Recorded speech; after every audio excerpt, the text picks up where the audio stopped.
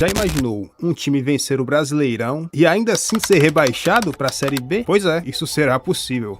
O futebol brasileiro sempre foi movido por uma lógica perigosa: ganhar hoje e pagar depois. Durante décadas, clubes gastaram como se o dinheiro fosse infinito, assumiram dívidas bilionárias, apostaram tudo em títulos imediatos e quando a conta chegou, empurraram com a barriga. Mas isso está prestes a mudar. A partir de 2026, a Confederação Brasileira de Futebol, a CBF, vai colocar em prática algo que pode mudar o jogo fora dos limites das quatro linhas: o fair play financeiro brasileiro. E não é discurso bonito, não é recomendação, não é vamos tentar, é regra, com punição e, em último caso, rebaixamento. Sim, um clube pode cair de divisão não por perder em campo, mas por quebrar financeiramente. Porque quando você olha os números de verdade, folha salarial, dívida de curto prazo, gastos com o elenco, receitas reais, fica claro que nem todo gigante sobreviveria ileso. Alguns clubes seriam exemplos, outros sofreriam sanções e alguns simplesmente não passariam no teste. Hoje você vai entender como funciona esse novo sistema e por que isso assusta tanta gente nos bastidores.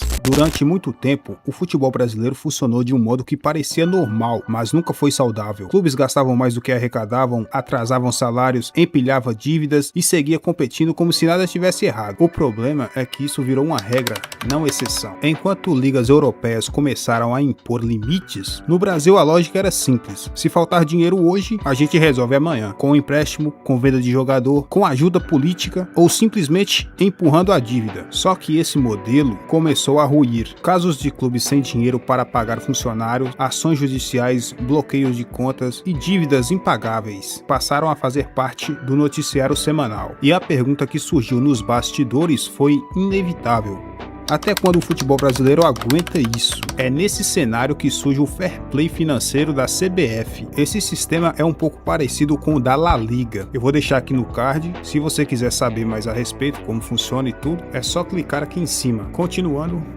o fair play financeiro da CBF nasce para impor uma regra básica que nunca existiu de verdade no Brasil: ninguém pode gastar mais do que arrecada de forma recorrente. E aqui está o ponto-chave: receita recorrente, não receita eventual. Venda de jogador não resolve o problema, aporte de dono não resolve o problema, empréstimo também não resolve o problema. O que conta é quanto o clube gera todo ano com direitos de TV, patrocínios, bilheterias, sócio-torcedor e premiações regulares. A partir disso, o sistema passa a avaliar os clubes em quatro grandes pilares. O primeiro pilar é o mais básico: dívidas em atraso. Clube que atrasa salário, direito de imagem, pagamento a outros clubes ou impostos entram imediatamente em alerta. Sem negociação ativa, a punição começa. O segundo pilar é o equilíbrio financeiro. No longo prazo, o clube precisa provar que não opera no prejuízo constante, ou seja, gastar menos que arrecada ao longo de ciclos de anos, não apenas em um bom momento. O terceiro pilar é onde muitos gigantes tremem: controle de gastos com elencos. Salários, encargos, direitos de imagem e amortização de transferências não pode ultrapassar um percentual da receita. Esse percentual vai diminuir com o tempo, tornando a regra cada vez mais rígida. Aqui não vai importar se o clube é popular,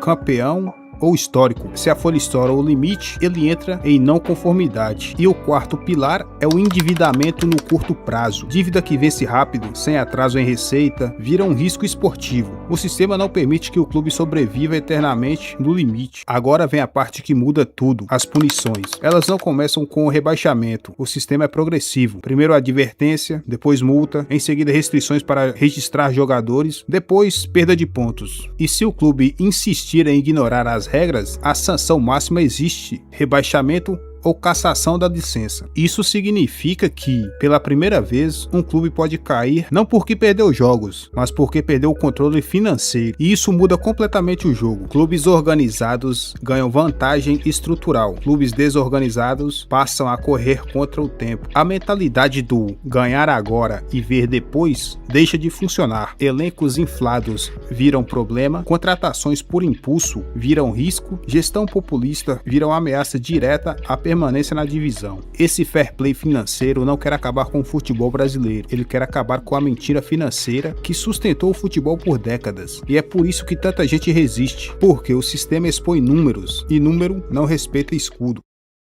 Agora, Como isso afeta os clubes menores? Muita gente pode estar pensando, tudo bem, isso atinge os gigantes, mas e os clubes menores? Quem arrecada pouco não vai ser esmagado por esse sistema? E essa é uma dúvida legítima, porque quando se fala em fair play financeiro, existe um medo imediato. O rico fica mais rico e o pequeno fica para trás. Mas na prática, o efeito é mais complexo e até contraditório. O fair play financeiro não compara clubes entre si, ele compara clube contra ele mesmo. Ou seja, um clube que arrecada 80 milhões por ano não é obrigado a gastar como quem arrecada 800 milhões. Ele só é obrigado a não ultrapassar a própria realidade. Para clubes menores, isso muda completamente a lógica do jogo. Durante anos, muitos desses clubes foram forçados a apostar tudo, subir gasto além do limite, montar elencos que não podiam pagar e rezar para subir de divisão ou escapar do rebaixamento. Era uma roleta russa. Com fair play, essa estratégia passa a ser proibida. O clube menor não pode ir ao tudo ou nada sem lastro financeiro, mas em troca ele ganha algo que nunca teve: previsibilidade. Se o clube é organizado, paga em dia e gasta dentro do que arrecada, ele não entra em punição, mesmo sendo pequeno. Isso protege quem sofreu com atrasos, calotes e concorrência desleal. Outro ponto importante: clubes menores sempre foram vítimas de um sistema inflado artificialmente. Competiam com elencos montados com dinheiro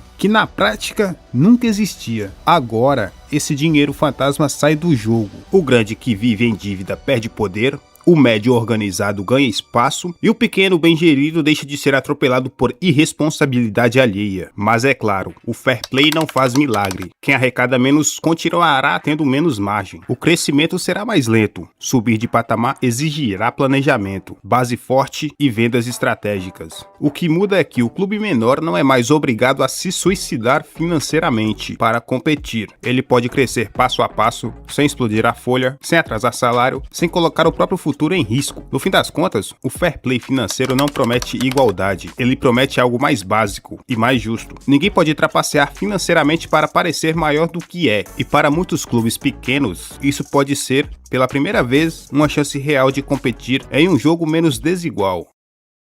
Cara, se você concorda, discorda, acha que isso vai ser ruim pro Campeonato Brasileiro, deixe aqui nos comentários sua opinião. E se você já estava por dentro do assunto e eu deixei de citar algum ponto aqui importante, comenta aí também. Cara, tem um botão aí embaixo para hypar o vídeo, não custa nada, de graça. Você vai me ajudar muito hypando o vídeo. É só clicar no botãozinho aí embaixo que tem uma estrelinha. Se inscreve no canal, deixa o like e obrigado por assistir até aqui. Valeu!